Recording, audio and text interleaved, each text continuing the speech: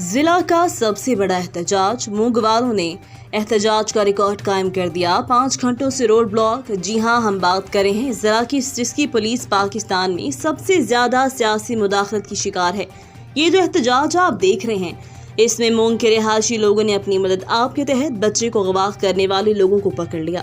ان لوگوں نے عوام کے سامنے بچے کو اغوا کرنے کا اعتراف کیا اور مکمل حقائق بتائے، جو کہ کیمرے کی آنکھ نے محفوظ کر لیے۔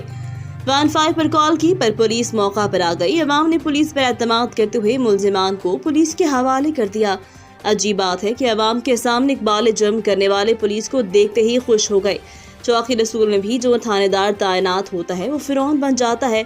آج کل چوکی انچارج ارشاد، جس نے چوکی کو ٹھیکے پر لے رکھا، موٹر سائیکل چور ڈکیت سب چوکی پر حصہ دے کر جاتے ہیں۔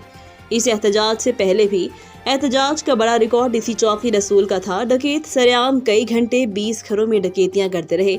رسول چوکی سوئی رہی۔ چوکی انچارج نے مونگ والوں سے کئی ظلم کیے۔ کوئی چوکی انچارج ان کا مال ڈنگر کھا جاتا ہے اور کوئی نکا تھانے دار قتل کے ملزمان کو سہولت کار بنا کر قتل جیسے سنگین جرم سے بچا لیتا ہے۔ ارشاد جیسے تھانے دار لوگوں کی عزت پر ہاتھ ڈالنے والوں کو پاگل کہہ کر چھوڑ دیتا ہے۔ اس کا نتیجہ آپ اس احتجاج کی صورت میں دیکھ رہے ہیں۔